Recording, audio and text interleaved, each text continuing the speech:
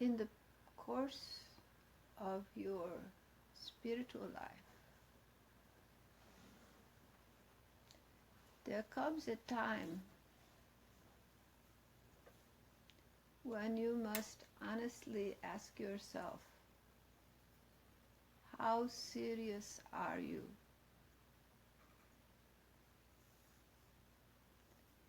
When you must honestly ask yourself,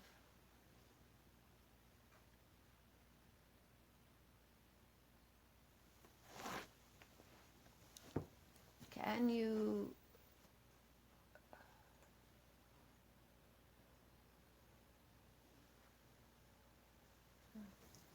I need to come off of this. I'm sorry. The vibration of this couch is something I can't take.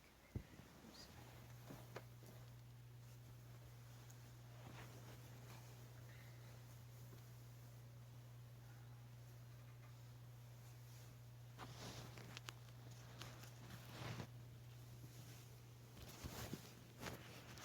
In your spiritual life, asking yourself,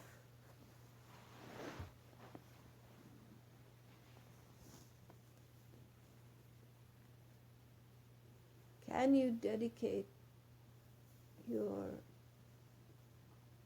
life to knowing the divine? You know, when people first enter the spiritual path, there are a variety of reasons, but primarily it involves either wanting to acquire some form of self-improvement, to be able to concentrate better, to study better, to gain some sort of intuitive abilities, to acquire something for their ego, for their I feeling, for their personal welfare.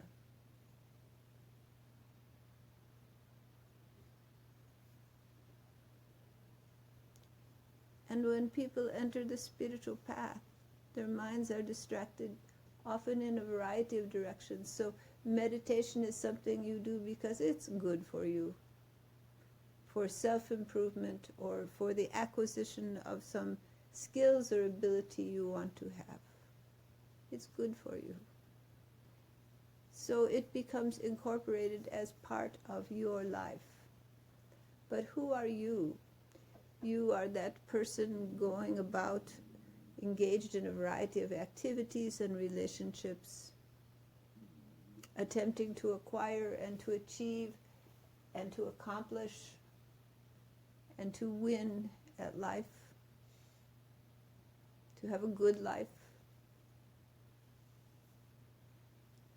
And naturally, because you are a human being, there are times when things happen in your life which are sad. You lose loved ones, you lose your good job, your car breaks down, whatever. There are so many different things that go wrong. Your health becomes impaired, and you become distressed, or else you fall into a sorrow or an anxiety. The difficulties of life abound. No one is immune to them. And though you meditate, though you eat the right food and you do all the right things, still you struggle to stay above it all, to stay happy, to stay feeling good in your life. And you hope that your meditation practice will allow you to have a happy life. This is one level of sadhana. But as you continue in the depth of your meditation and you meet the beloved within, and you are graced with the deep experience of communion with that eternal one, then suddenly the emphasis shifts. As we spoke of last night, the emphasis shifts. You are never the same. Once that realization comes, that awakening comes, you are never the same. You are changed. For in your heart, there is this divine beloved.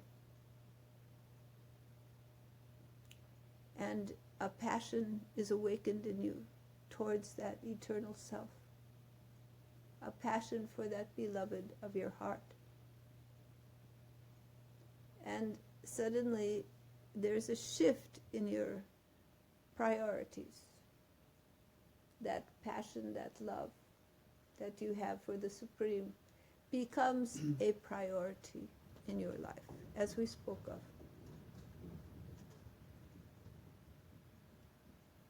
But still, your life is split between that deep, eternal passion and your relationships, your obligations, your commitments in the world around you, and your identity with your I feeling, your identity with being the person who lives in your particular physical structure. Naturally, you know with your mind that a time will come when this physical structure will be no more, when the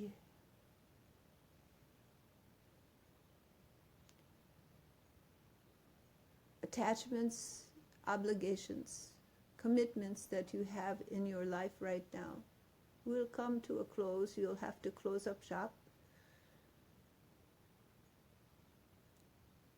And all of it will drift away. And you will, at some point, cease to be in this body at this time. Until such a time that the unfinished business of your life draws you back to form in the world. The unfinished relationships, the unfinished work of your life. The passions of your heart pull you back. But for those who have had this awakening, there is inside of you a deeper passion that is not involved in the relationships, the desires of achievements of various forms.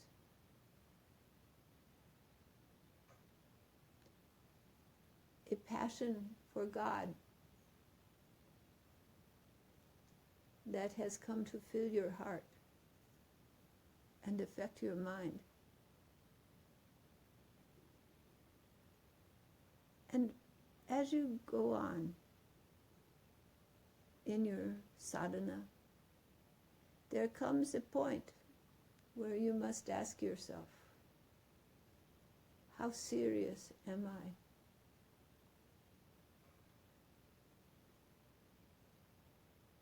You must ask yourself, are the priorities of your heart the priorities of your life?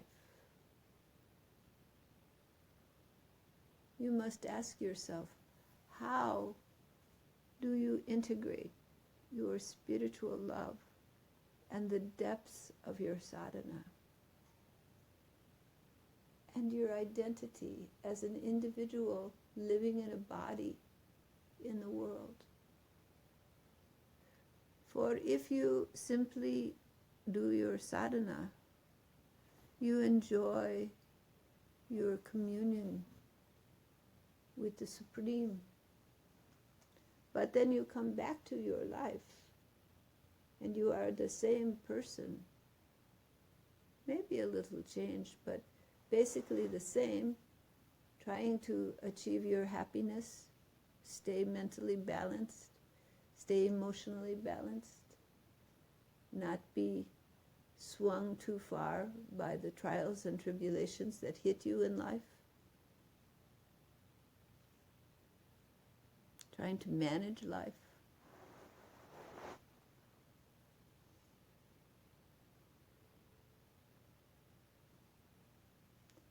But the management of your life, of the sorrow and the happiness in your life, is the management of your identity with your body and mind, and with the I feeling, with the sense of individual small self.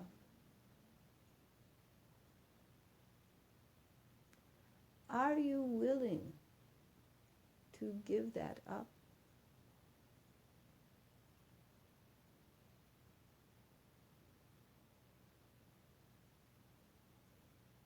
Are you willing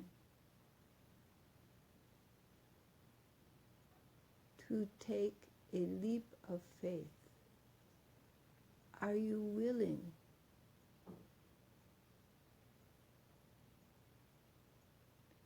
to let go and melt into the divine? Not simply in one particular sadhana, but in your personal identity.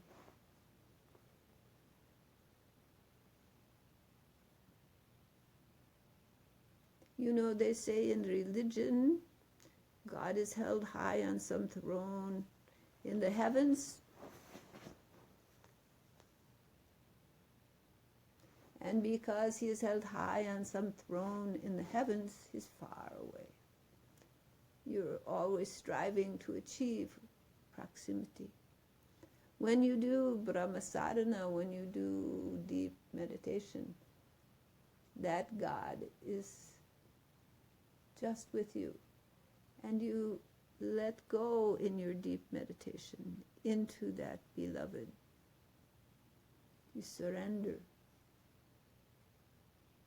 You commune.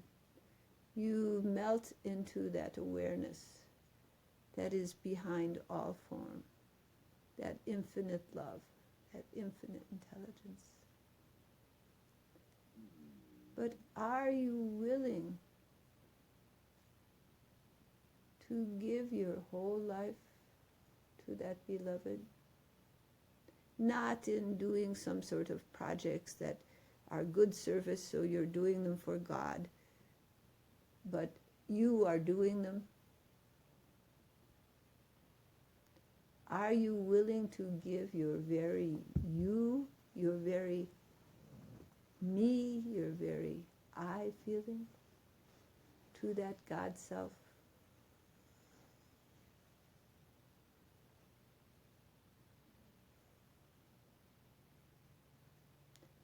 To not hold that surrender of identity, that melting in, apart from you? Are you not, when you hold it apart, oh, I'm not worthy to be realized, to be one with my Gurudev, with the God within. I'm not worthy.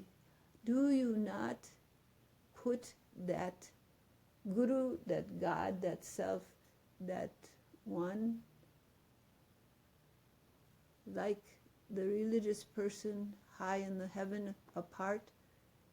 What is it in you that holds apart and won't let that infinite beloved fully in?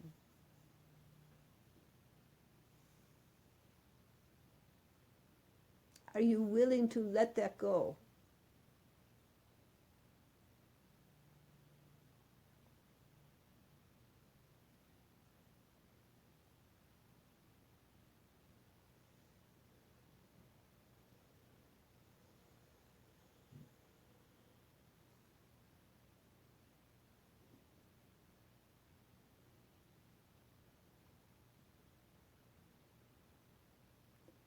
to give all that you are, including your personal identity,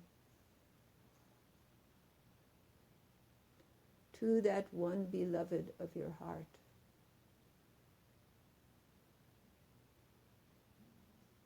So that there is no distance between you and that one.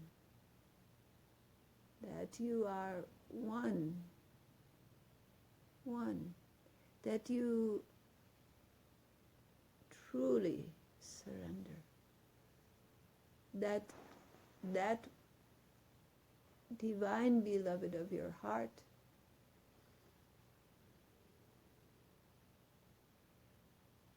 is the essence of your life.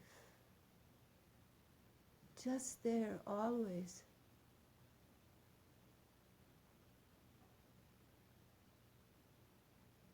This realization is not just for some high mountain yogi who lives in India. It is for you. And it is only your beliefs and your fear that keep you away.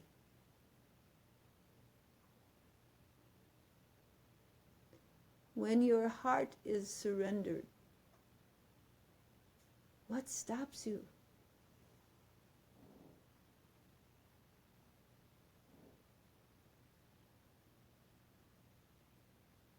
Attachment?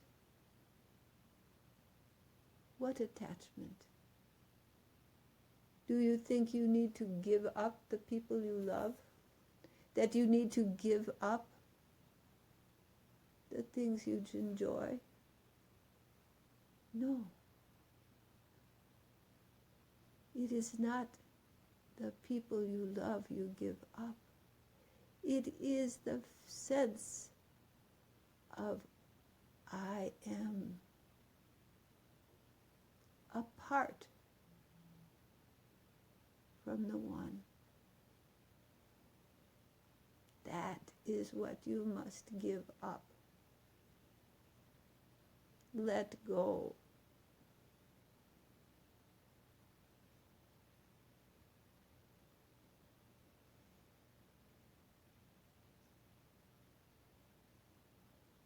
Until there is no separation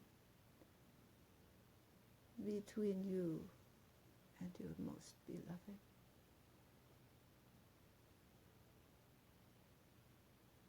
You may think, oh, that would be ego.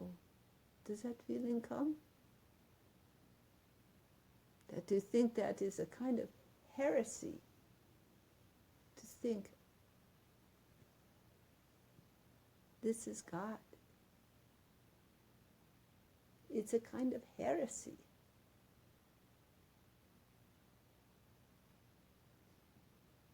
And then you remember all the things in you that are too small and too little and too imperfect. And you want to identify with them. Not commit heresy.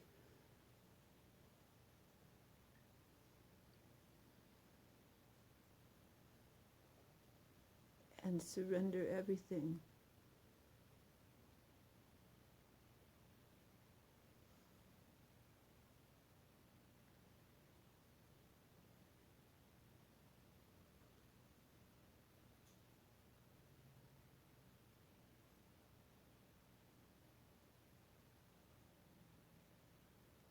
Let your most beloved dwell in the body that you have.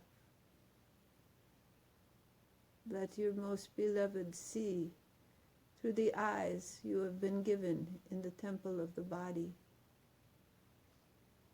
And what will you see but your most beloved?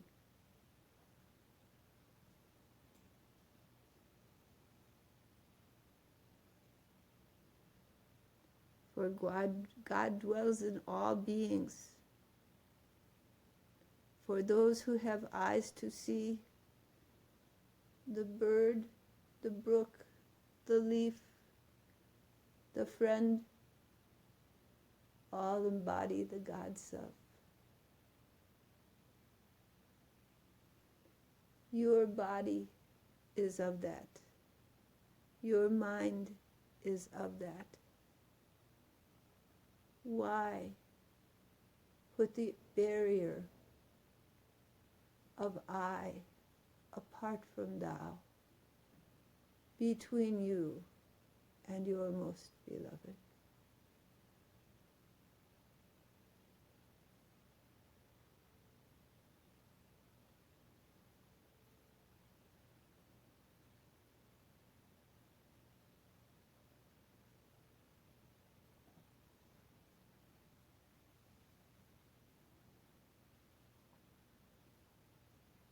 Think on it. All right. Think on it.